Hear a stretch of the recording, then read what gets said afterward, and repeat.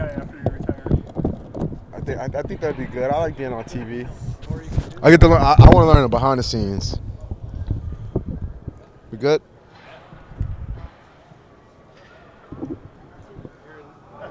That 14-yard catch that you had coming across the middle on 3rd and 13, is that whole thing happen because the linebacker goes with Justin? I really do think it does. Coach said, "Hey, if all the attention goes to Justin, you're going to be wide open, screaming across the middle." And that's kind of what we thought was going to happen. That hey, he was going to grab the attention. If he didn't, and I caught their attention, it probably went to him behind me. So I think it was just a great play call, great design, and it opened it up. A lot of people, it's hard to convert third and very long, and we were able to do it and keep the drive going. Does it ever surprise you when they're willing to give up a wide open? I mean, you've proven you can catch a ball. They're willing to give a wide open spot. I was a little surprised when I caught it.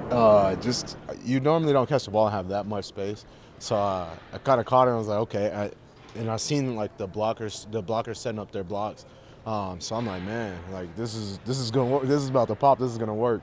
And I felt like I was like this close to being out. 53 came in and got my legs from the side, but I was about to go down that sideline with a stiff arm. So it was a great call.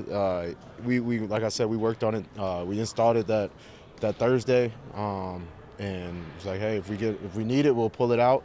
And we called it, and I'm like, damn, this is it. I went to the silent KO. Great call. Like I've never caught the ball with that much space before, so it just gets me that much more excited to continue to play for KO. The play calling that he's doing, the things he schemes up and draws up as well.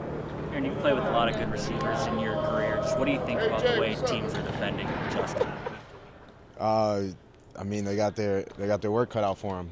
Even when you've seen, even when he's doubled, he can still go off and have a great day. So you can't never sleep on that guy. And then we have weapons around as well that I feel like will start getting attention and probably take some off of him and open things up for him as well. So, Aaron, from your point of view, what makes Kevin O'Connell such a good coach with the quarterbacks and help them develop the game plans and whatnot? I feel like I know he's played the game, and he's played at a high level, so he has an understanding of what it takes, what it's supposed to look like, and so he gives that to them on a daily basis. He feeds into them. He just gives them confidence. I've never seen him be negative to any other quarterback, any player at all, but he's always lifted them up. And then, like I said, he has a knack for being able to draw up plays, seeing things before it happens.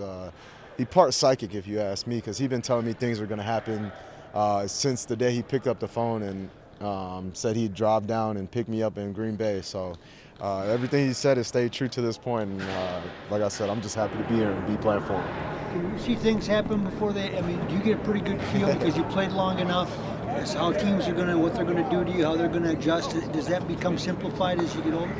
It definitely has gotten simplified. I remember early in my career playing with Aaron, and he'd be like, hey, this blitz is coming, you got him and him. And I'd be just look at him like okay, I say okay, like I go do it. And I get back to the huddle how'd you know that? And he was like, the longer you play, the more you'll see it. And at some point you'll see it all. And so as you continue to get those reps throughout your career, you go against different defenses, different schemes, you do kind of get used to seeing it all. Not used to seeing it all, but you've seen it all. So now you can kind of anticipate, okay, I'm coming out, we're running the ball, they're in the three technique this way, and we're trying to run outside zone. I may not get outside because he's already outside leverage. So just seeing things before they happen. But just because that's the pre-snap doesn't mean that's what's happening once the ball is snapped. So you got to be still stay on your reads, stay on your keys, and be disciplined in that way. The other psychic things he's told you, is this stuff the defense will do? What is that?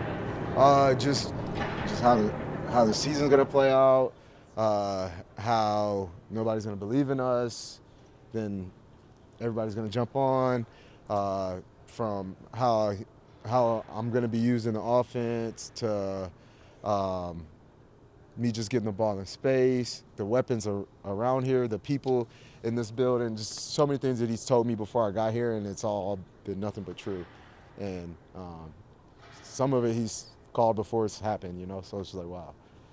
What do you guys do to keep your confidence on the sideline when a game turns as quickly as it did on Sunday? 11 points in 30 seconds. Just what do you do to keep the confidence you can win in overtime? I feel like we were all still confident. We know that shouldn't have happened, and we got to be better in those situations.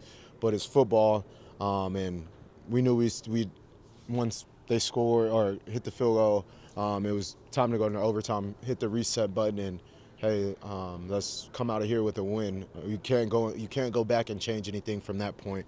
So hey, it's a new game. Wipe the slate clean and really take it one play at a time. And I think you kind of seen that, especially once we got the ball back on offense.